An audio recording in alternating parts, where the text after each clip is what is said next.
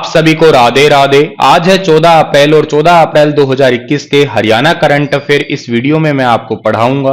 अगर आप चैनल पे पहली बार आए हैं तो चैनल को सब्सक्राइब करिएगा और अपने दोस्तों तक शेयर करने का भी कार्य करिएगा।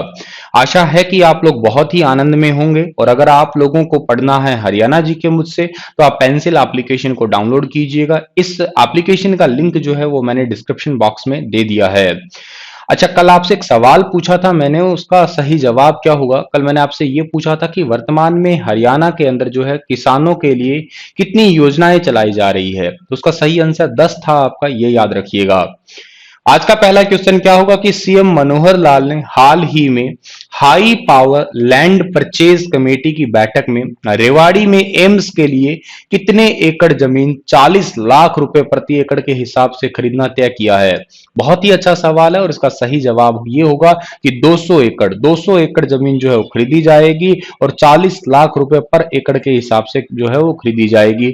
ये पहली बात है। एम्स बनेगा कहां पे? ये रेवाड़ी में बनेगा। अच्छा, जो ये high power land purchase committee जो है ना, इसमें लिए गए निर्णय और क्या क्या है?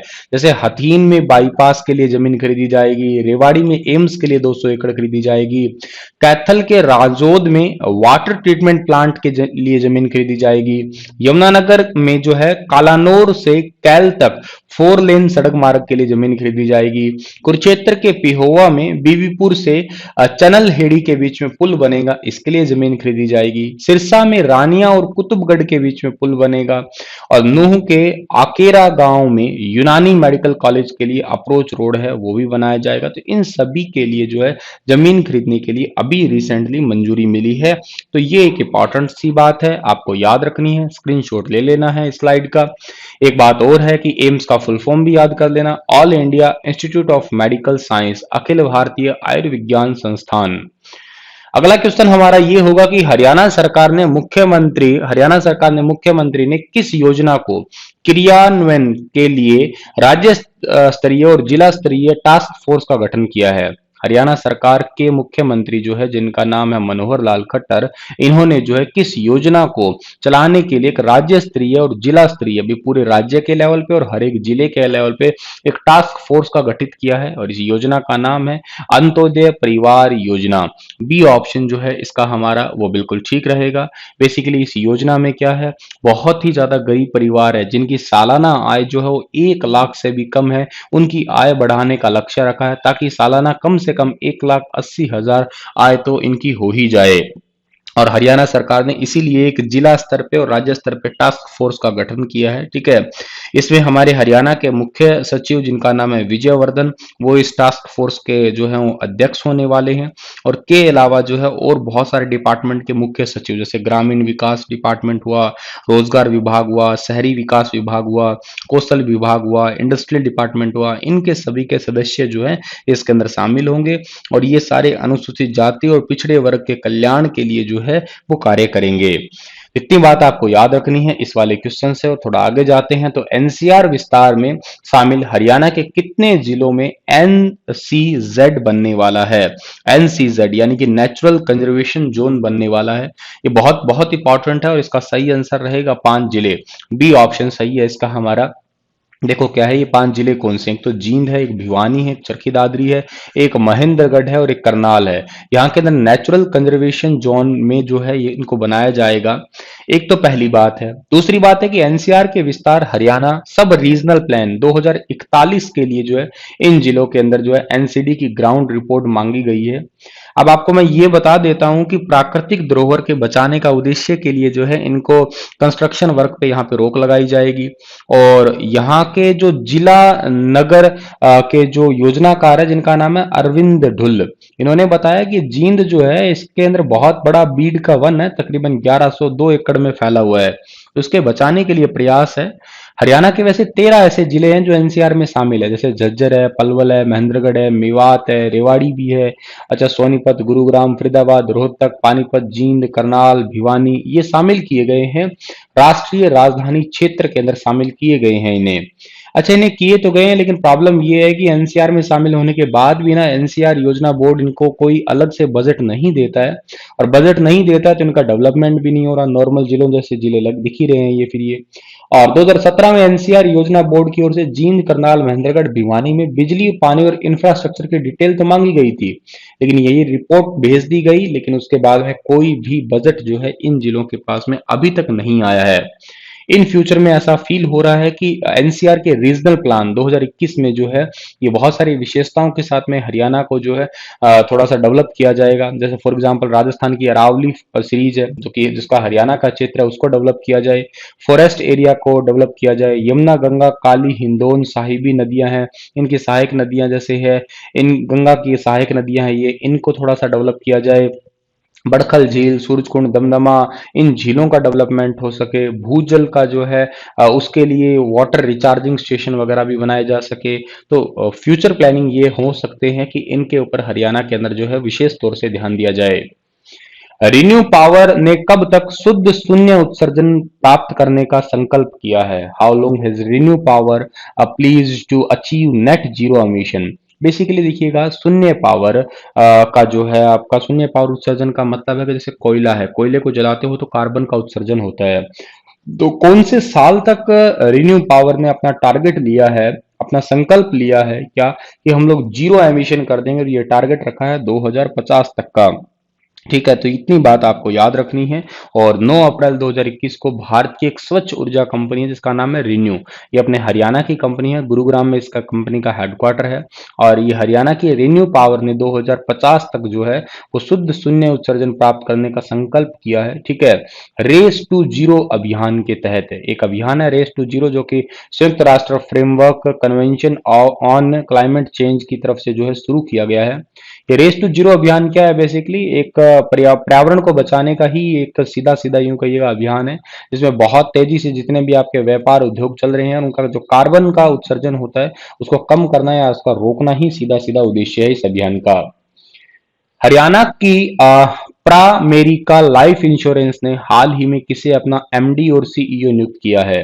तो हरियाणा की प्रामेरिका लाइफ इंश्योरेंस ने अपना एमडी और सीईओ नियुक्त किया है कल्पना संपत को। बी ऑप्शन सही है, जो आपको फोटो में दिखाई दे रही है यही है, कल्पना संपत है। ठीक है, और एक निजी जीवन बीमा कंपनी है जिसका नाम है प्रामेरिका, इन्होंने जो है अभी रिसेंटली 9 अप्रैल 2021 को जो है इनको एमडी और सीईओ के रूप में नियुक्त किया। वैसे इससे पहले ही ये कंपनी की जो है वो सीओओ है, ठीक है, यानी कि मुख्य परिचालन अधिकारी, चीफ ऑपरेटिंग ऑफिसर है ये वर्तमान में। ठीक है, लेकिन अब जो है ये अन्नप पब्बी की जगह जो है एमडी और सीईओ बन गई है। वैसे कल्पना संपत जो है ना, ये 2018 में प्रामेरिका जीवन बीमा कंपनी के साथ काम कर रही है। ठीक है, इन्होंने स्विस इंश्योरेंस कंपनी भारत के सीईओ के रूप में काम किया है। 2000 में एक संस्थापक सदस्य के रूप में ICI prudential life insurance company limited में शामिल हुई थी। 1984 से 2000 के बीच भारतीय जीवन बीमा निगम में भी इन्होंने काम किया है। और जो प्रामेरिका लाइफ इंश्योरेंस है ना, ये डीएचएफएल इन्वेस्टमेंट लिमिटेड और डीआईएल, ठीक है, इन दोनों के बीच का एक संयुक्त उद्यम है और इसके हेडक्वार्टर गुरुग्राम हरियाणा में पड़ता है और इसकी स्थापना 1 सितंबर 2008 को हुई थी, याद रखिएगा। राष्ट्रीय सुरक्षित मातृत्व दिवस वार्षिक रूप से कौन सी तारीख को हरियाणा समेत भारत के सभी राज्यों में मनाया गया? तो ये मनाया गया 11 अप्रैल को मनाया जाता है हर साल, यानी कि बी ऑप्शन जो है इसका हमारा वो बिल्कुल ठीक रहेगा। 11 अप्रैल को पूरे भारत में जो है ये दिवस मनाते हैं ताकि एनीमिया को कम करें और के साथ साथ गर्भावस्था की देखभाल हो सके, सुरक्षित प्रसव हो सके और प्रसव के बाद में या प्रसव के दौरान किसी महिला की जो है वो मौत ना हो। सर 11 अप्रैल को क्यों मनाते हैं? क्योंकि 11 अप्रैल को कस्तूरबा गांधी की जयंती है, इनको सम्मान देने के लिए इस दिन को चुना गया था। और राष्ट्रीय सुरक्षा मातृत्व दिवस जो है व्हाइट रिबन अलायंस इंडिया, इसकी एक पहल है जिसके अंदर लगभग 1800 संगठनों का एक टाइप का गठबंधन है, व्हाइट रिबन अलायंस इंडिया, ठीक है ना, WRAI बना ही है आपका। ठीक है, और इस दिवस के मनाने का लक्ष्य बस इतना ही है कि जितनी भी गर्भावस्था और प्रसव के दौरान सभी महिला या नवजात शिशुओं को सुरक्षित रखा जा सके। ठीक है, और इसको सबसे पहली बार 2003 में भारत सरकार ने हर साल मनाने की घोषणा की थी और भारत राष्ट्रीय सुरक्षित मातृत्व दिवस मनाने वाला दुनिया का पहला देश बन गया है, ये भी याद रखना आप लोग। डब्ल्यूएचओ की माने ना तो हर दिन लगभग 830 महिला है जो गर्भावस्था या प्रसव से संबंधित बीमारियों के कारण मौत हो जाती है उनकी।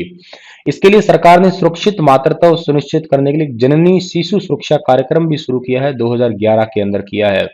और ये कार्यक्रम क्या है, इसमें गर्भवती महिलाओं को सार्वजनिक स्वास्थ्य संस्थान में फ्री में इलाज जो है करवाया जा सकता है, और लोगों को अपने घरों पर बच्चे के जन्म देने की बजाय जो है इन छोटे-छोटे हॉस्पिटल के अंदर जन्म देने के लिए जो है वो मोटिवेट भी किया जा रहा है, ताकि यहाँ पे हर प्रकार की जो है सुविधाएं प्राप्त हो सके महिला को।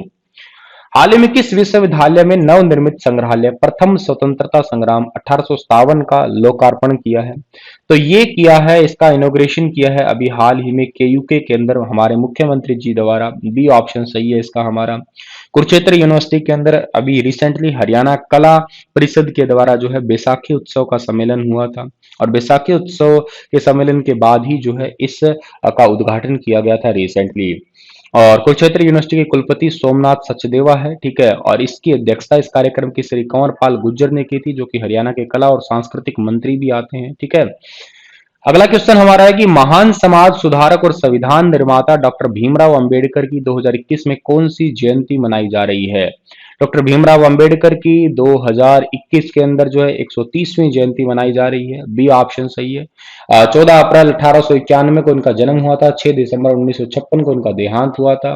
और मनोहर लाल जी ने ये कहा है कि भीमराव अंबेडकर जी की जयंती पे सत सत नमन है, आइए हम सब उनके जीवन दर्शन से प्रेरणा लेके भाईचारा सशक्त करने का संकल्प लें। ये मनोहर लाल जी के जो है वचन है। हरियाणा के परिवहन मंत्री मूलचंद शर्मा, इन्होंने इसी जयंती के उपलक्ष्य पे कहा है कि हरियाणा में जल्द ही जो है और रोडवेज बसेस है उनको भी एड ऑन किया जाएगा।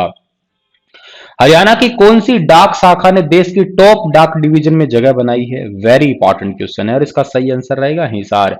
हिसार की डाक शाखा ने जो है टॉप डिवीजन के अंदर जो है जगह बना ली है पूरे देश के अंदर ही। और ये बेसिकली जानकारी दी है डाक हिसार डाक मंडल अधीक्षक जो है उन्होंने, जिनका नाम है संजय कुमार, और उनके सहायक अधीक्षक है अनिल कुमार। इन्होंने ये बताया है कि डाक विभाग की एक योजना है जिसका नाम है ज्यादा का वादा।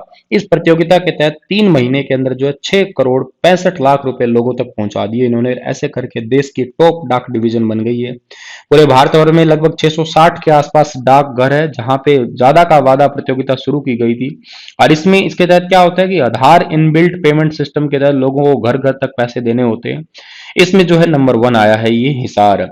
एक तो टाइम पहले कौन बनेगा बाहुबली जो है ये योजना भी शुरू की गई थी, इसके अंदर भी जो है नंबर 1 आया था हिसार, याद रखिएगा। और इस सिस्टम में बस इतना ही है कि छोटे शहर या कोई जरूरतमंद वगैरह है जो अपना आधार कार्ड का अंगूठा के जरिए जो है पैसे निकलवा सकता है इस डिपार्टमेंट से। अगला क्वेश्चन हमारा क्या रहेगा जी कि हरियाणा में डॉक्टर बी आर अंबेडकर आवास नवीनीकरण योजना की वित्तीय सहायता को बढ़ा के अब कितना किया गया है? तो डॉक्टर भीमराव अंबेडकर आवास नवीनीकरण योजना की वित्तीय सहायता को बढ़ा के 50,000 रुपए से बढ़ा के 80,000 रुपए कर दिया है। सी ऑप्शन जो है इसका हमारा वो बिल्कुल ठीक रहेगा प्यारे बच्चों, ठीक है।